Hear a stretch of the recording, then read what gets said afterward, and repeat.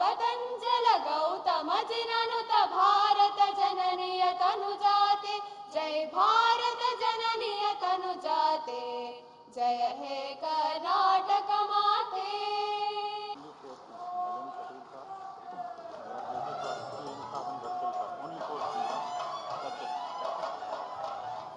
अंते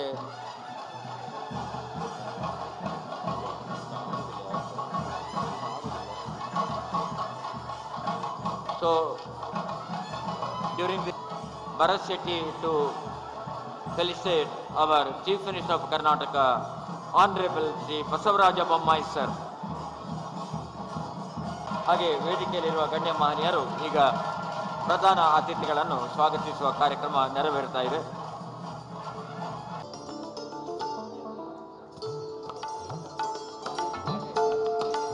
hello hello just testing okay.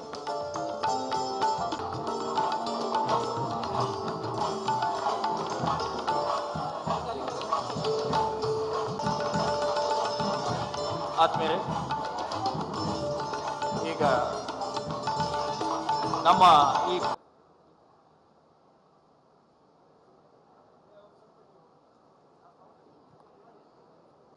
ಒಂದು ಕ್ರಾಂತಿಕಾರಕ ಬದಲಾವಣೆಯನ್ನು ತಂದಂತಹ ಭಾರತೀಯ ಜನತಾ ಪಾರ್ಟಿ ಹಿಂದಿನ ಅಧ್ಯಕ್ಷರು ಆದಂತಹ ಸನ್ಮಾನ್ಯ ನಿತಿನ್ ಗಡ್ಕರಿ ಅವರ ರಾಜ್ಯದ ಜನಪ್ರಿಯ ಇಡೀ ರಾಜ್ಯವನ್ನ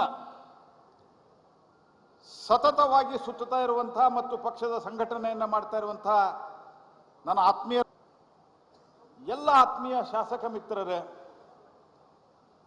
ಮತ್ತು ಸಹೋದರ ಸಹೋದರಿಯರೇ,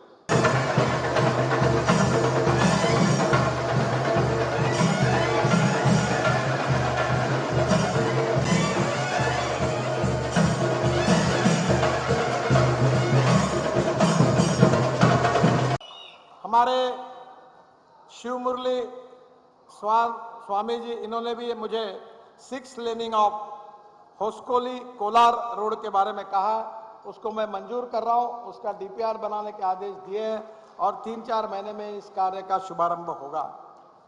जहां तक मंगलोर का रिंग रोड हो और यहां के जो नंदूर चौक यहां का एक फ्लाईओवर है, तो उसको भी मैं मंजूरी दे रहा हूं, ये भी हो जाएगा। और कोई फ्लाईओवर है क्या एनएच पर? है कोई? अगर होगा तो बता देना, वो भी मंजूर कर दूंगा।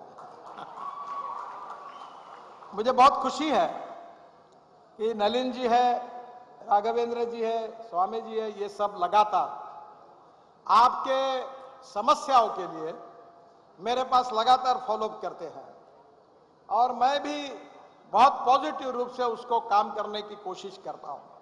शिराडी घाट का काम बहुत दिनों से मैं नहीं कर सका, इसका मुझे दुख भी है और दर्द भी है। अब मैं फास्ट ट्रैक पर सब निर्णय कर रहा हूं। आदरणीय मुख्यमंत्री जी, फॉरेस्ट एंड एनवायरनमेंट के क्लियरेंस दिलाइए। अभी जो 4 लेन है वो एग्जिस्टिंग 26 किलोमीटर तो कर दूंगा ही, पर बाद में 14,000 करोड़ रुपए खर्चा करके 6 लेन का टनेल ब्रिजेस के साथ एक नया रोड भी मैं आपके लिए मंजूर करके काम करने के लिए तैयार हूं, वो भी करके दूंगा। मुझे बहुत खुशी है कि हमारा देश प्रगति और विकास की ओर लगातार बढ़ रहा है। मैं अक्सर एक बात कहता हूं कि politics of 21st century is the politics for progress and development. और जब तक water, power, transport and communication, इन 4 क्षेत्रों में हम विकास नहीं करेंगे, तब तक ट्रेड, बिजनेस और इंडस्ट्री का विकास नहीं होगा। और जब तक ट्रेड, बिजनेस और इंडस्ट्री अगर शुरू करनी है तो उसको कैपिटल चाहिए और कैपिटल आने से रोजगार की निर्मित होती है। और टूरिज्म ये ऐसा सेक्टर है कि जिसमें 49% कैपिटल इन्वेस्टमेंट ये रोजगार के लिए खर्चा होती है और इसलिए स्वाभाविक रूप से ये निसर्गरम्य सुंदर परिसर में बहुत बड़ा टूरिज्म का पोटेंशियल है। और मैं जानता हूं कि निश्चित रूप से इस क्षेत्र में उससे रोजगार निर्माण होगा और रोजगार निर्माण होगा तो यहाँ की गरीबी, भुखमरी और बेरोजगारी दूर होगी। और स्वाभाविक रूप से इस विकास में पूरे शक्ति के साथ बोम्मई जी के नेतृत्व में जैसे कर्नाटक की सरकार लगातार प्रयास कर रही है, उनके साथ मोदी जी के नेतृत्व में हमारी सरकार भी, पहले हमारी भारतमाला में हम काम कर रहे 25 लाख करोड़ का फर्स्ट फेज थी, अब फिर 30 लाख करोड़ की सेकंड फेज आ रही है। जो नए एनएच हम जाहिर करेंगे उसमें जरूर आपके एनएच को हम लेंगे।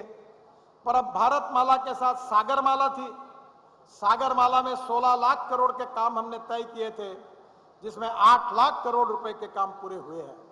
और अब हमने पर्वतमाला शुरू की है, ropeway, cable car, funicular railway, light rail transport. और मैं माननीय मुख्यमंत्री जी को अनुरोध करूंगा कि जैसे आरओबी के लिए मैंने आज एक मुश्ता आपको अनुमति दे दी, वैसी ropeway, cable car, funicular railway के भी प्रपोजल तैयार करिए। पर्वतमाला में वो प्रपोजल मंजूर करके मैं पूरा पैसा लगाकर वो काम भी आपके यहाँ करने के लिए हम तैयार हैं, इस बात का विश्वास दिलाता हूँ। फिर से एक बार आप सबको बहुत बहुत बधाई देता हूँ।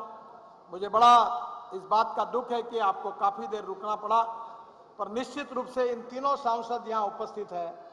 आने वाले समय में और भी उनकी जो अपेक्षा है वो निश्चित। ಬಂಧುಗಳೇ, ರಸ್ತೆಗಳು ಆರ್ಥಿಕ ಪ್ರಗತಿಯನ್ನು ತರ್ತವೆ, ಶೈಕ್ಷಣಿಕ ಪ್ರಗತಿಯನ್ನು ತರ್ತವೆ, ಸಾಂಸ್ಕೃತಿಕ ಲೋಕವನ್ನು ಹತ್ತಿರ ಮಾಡ್ತವೆ.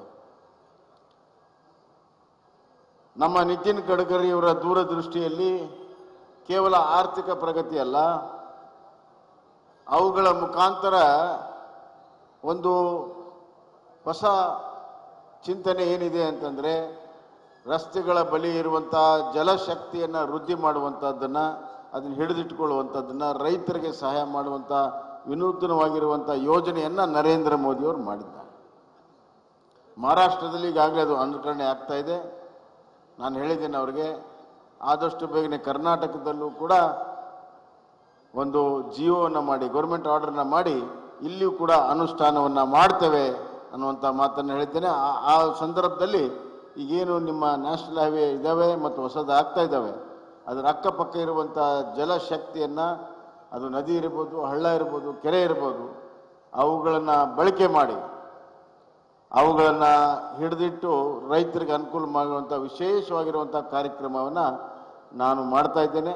ವಿಶೇಷವಾಗಿ ದಕ್ಷಿಣ ಕನ್ನಡದಲ್ಲಿ ಎಲ್ಲಿ ನೀರು ಹರಿದು ಹೋಗ್ತಾ ಇದೆ, ವೆಸ್ಟ್ವರ್ಡ್ ಫ್ಲೋಯಿಂಗ್ ರಿವರ್ಸ್ ಏನಿದೆ, ನೀರು ಹರಿದು ಹೋಗ್ತಾ ಇದೆ, ಅದನ್ನು ಹಿಡಿದಿಟ್ಟು ನಮ್ಮ ಅಂತರ್ಜಲವನ್ನು ಹೆಚ್ಚಿಸುವಂಥದ್ದು, ರೈತರಿಗೆ ಸಹಾಯ ಮಾಡೋದಕ್ಕೆ ಅನುಕೂಲ ಆಗ್ತದೆ. Sir, in this area it is land next to the sea and abutted with the Western Ghat. Therefore, lot of winds which carry the rains, there will be heavy rainfall in the Western Ghat and it flows down back to the sea. Therefore, your project where we will use all the water resources along the national highway will certainly help much more than any area, and I have promised them that shortly we are going to announce those programs and which will be helpful to stop the water, otherwise it will flow to the sea. We will stop it and use it for our underground charging as well as to the farmers' benefit. Therefore, sir, it will be a series of water bodies we will be creating along the national highway. Otherwise, they would have been flown out of the national highway into the sea. ಇದು ಒಂದು ದೊಡ್ಡ ಕೊಡುಗೆ ನಿತಿನ್ ಗಡ್ಕರಿ ಅವರು ನಮ್ಗೆ ಕೊಟ್ಟಿದ್ದಾರೆ. ಅದರ ಸದ್ಬಳಕೆಯನ್ನು ನಾವು ಮಾಡೋಣ. ಇದಲ್ಲದೆ ಇವತ್ತು ನಿತಿನ್ ಗಡ್ಕರಿ ಅವರು ದಾಖಲೆ ಪ್ರಮಾಣದ ನ್ಯಾಷನಲ್ ಹೈವೇಗಳನ್ನು ಅಪ್ಗ್ರೇಡ್ ಮಾಡಿದ್ದಾರೆ. ಒಂದು ಕಾಲ ಇತ್ತು, ಸುಮಾರು 8-10 ವರ್ಷದ ಹಿಂದೆ ಕೇಂದ್ರದ ಸಚಿವರು ಇಡೀ ಕರ್ನಾಟಕದಲ್ಲಿ ಯಾವುದಾದ್ರೂ ಒಂದು ರಸ್ತೆನ ಅಪ್ಗ್ರೇಡ್ ಮಾಡಿದರೆ, ರಸ್ತೆ ಮಾಡೋದಲ್ಲ ಬರೀ ಅಪ್ಗ್ರೇಡ್ ಮಾಡಿದರೆ ಅದಕ್ಕೆ ಇಡೀ 1 ವರ್ಷ ಪ್ರಚಾರ ಸಿಗ್ತಿತ್ತು. ಆದರೆ ಇವತ್ತು ನಿತಿನ್ ಗಡ್ಕರಿ ಅವರು ಬಂದ ಮೇಲೆ 5,000ಕ್ಕಿಂತ ಹೆಚ್ಚು ಕಿಲೋಮೀಟರ್ ಅಪ್ಗ್ರೇಡ್ ಆಗಿದೆ. ಒಟ್ಟು ಇವತ್ತು ನಮ್ಮ ಕರ್ನಾಟಕದ ನ್ಯಾಷನಲ್ ಹೈವೇ ರಸ್ತೆ ಜಾಲ 42,000 ಕಿಲೋಮೀಟರ್ ಇವತ್ತು ಹೆಚ್ಚಿರುವಂಥದ್ದು ಇದೊಂದು ದಾಖಲೆ. ಭಾರತ್ಮಾಲಾ ಒಂದು ಸಂಪೂರ್ಣವಾಗಿ ಕರ್ನಾಟಕಕ್ಕೆ ಸಹಾಯ ಆಗಿದೆ. ಯಾವುದೇ ಪ್ರದೇಶ, ಯಾವುದೇ ಲೋಕಸಭಾ ಸದಸ್ಯರ ವ್ಯಾಪ್ತಿಯಲ್ಲಿ ಹೋಗಿ 20-30 ವರ್ಷ ಆಗದಿರುವಂಥ ರಸ್ತೆಗಳನ್ನು ಇವತ್ತು ಅವರು ಮಾಡಿದ್ದಾರೆ. ಅದೇ ರೀತಿ ನಮ್ಮ ನಳಿನ್ ಕುಮಾರ್ ಕಟೀಲ್ ಅವರ ಒಂದು ಶ್ರಮದಿಂದ, ಅವರ ಒಂದು ಕಾರ್ಯ ದಕ್ಷತೆಯಿಂದ, ಬದ್ಧತೆಯಿಂದ ಗಡ್ಕರಿಯವರ ಹತ್ರ ಹೋಗಿ ಕೂತ್ಕೊಂಡು ಕೆಲಸವನ್ನು ಮಾಡಿಸಿ ಇವತ್ತು 3,000ಕ್ಕಿಂತ ಹೆಚ್ಚು ಯೋಜನೆಗಳನ್ನು ಇವತ್ತು ಅವರು ತಂದಿದ್ದಾರೆ. ಈ ಭಾಗದಲ್ಲಿ ಬಹುತೇಕವಾಗಿ ನ್ಯಾಷನಲ್ ಹೈವೇ ಕೆಲಸ ಇನ್ನು ಸ್ವಲ್ಪ ಉಳಿದಿರ್ಬೋದು.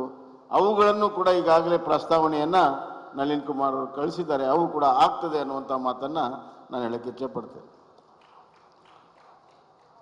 ಹೆಂಗೆ ಕೆಲಸ ಮಾಡಬೇಕು ಅಂತ ಕಲಿಬೇಕಾದ್ರೆ ದಕ್ಷಿಣ ಕನ್ನಡದ ನಳಿನ್ ಕುಮಾರ್ ಕಟೀಲ್, ಉತ್ತರದಲ್ಲಿ ಪ್ರಹ್ಲಾದ್ ಜೋಶಿ, ಇವ್ರು ನೋಡಿ ನಾವು ಕಲಿಬೇಕಾಗತ್ತೆ. ರಾಷ್ಟ್ರದ ಒಂದು ಯೋಜನೆಯನ್ನು ರಾಜ್ಯಕ್ಕೆ ಯಾವ ರೀತಿ ತರಬೇಕನ್ನುವಂಥದ್ದು ಅವರಿಂದ ನಾವು ಇವತ್ತು ಕಲಿಬೇಕು. ನನಗೆ ನಿತಿನ್ ಗಡ್ಕರಿ ಅವರು ಮುಖ್ಯಮಂತ್ರಿ ಆದ ಮೇಲೆ ಸಂಪೂರ್ಣವಾಗಿ ನಮ್ಮ ಎಲ್ಲ ಬೇಡಿಕೆಗಳನ್ನು ಈಡೇರಿಸೋದಕ್ಕೆ ಒಪ್ಪಿಗೆಯನ್ನು ಕೊಟ್ಟಿದ್ದಾರೆ. ಅಷ್ಟೇ ಅಲ್ಲ, ನಮಗೆ ಮಾರ್ಗದರ್ಶನವನ್ನು ಕೂಡ ಮಾಡಿದ್ದಾರೆ. ಮೊದಲು ಈ ಬೈಪಾಸ್ಗಳಿಗೆ ಮತ್ತು ರಿಂಗ್ ರೋಡ್ಗಳಿಗೆ ರಾಜ್ಯ 50% ದುಡ್ಡನ್ನು ಲ್ಯಾಂಡ್ ಅಕ್ವಿಸಿಷನಲ್ಲಿ ಕೊಡಬೇಕಾಗಿತ್ತು.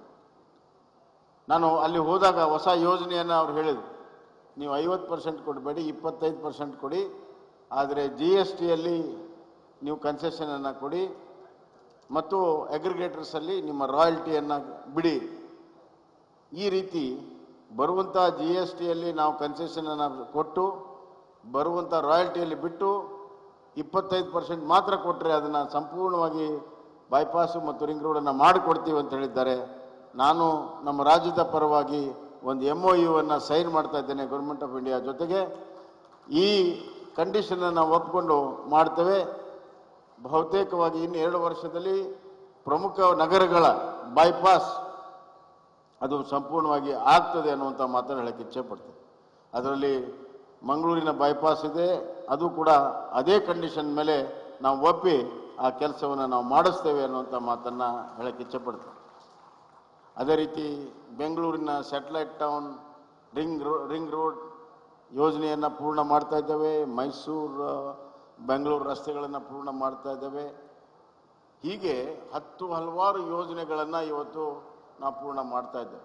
ಇವತ್ತು ಒಂದೇ ದಿವಸ 13,000 ಕೋಟಿ ರೂಪಾಯಿಯಷ್ಟು ಯೋಜನೆಗಳಿಗೆ ಇವತ್ತು ನಿತಿನ್ ಗಡ್ಕರಿ ಅವರು ಅನುಮೋದನೆಯನ್ನು ನಮಗೆ ಕೊಟ್ಟಿದ್ದಾರೆ. ಹೀಗಾಗಿ ನಾನು ಹೆಚ್ಚಿಗೆ ಸಮಯವನ್ನು ತೆಗೆದುಕೊಳ್ಳೋದಿಲ್ಲ. ಅದ್ಭುತವಾದಂಥ ಕೆಲಸ ಆಗಿದೆ. ಸಾಮಾನ್ಯವಾಗಿ ಕೆಲಸ ಕಡಿಮೆ, ಮಾತು ಜಾಸ್ತಿ ಇತ್ತು. ಇವತ್ತಿನ ಈ ಯೋಜನೆಗಳಲ್ಲಿ ಮಾತು ಎಷ್ಟೇ ಆಡಿದರೂ ಕಡಿಮೆ, ಕೆಲಸ ಇವತ್ತು ಜಾಸ್ತಿ ಆಗ್ತಾ ಇದೆ. ಅದರ ಹಿಂದೆ ನಿತಿನ್ ಗಡ್ಕರಿ ಅವರಿದ್ದಾರೆ, ಕಾರ್ಯದಕ್ಷತೆ ಇದೆ, ಮತ್ತು ಎಲ್ಲದಕ್ಕಿಂತ ಮೇಲೆ ನಮ್ಮ ನರೇಂದ್ರ ಮೋದಿಜಿಯವರ ಆಶೀರ್ವಾದ ಇದೆ ಅನ್ನೋದನ್ನು ನಾನು ಈ ಸಂದರ್ಭದಾಗ ಹೇಳಿ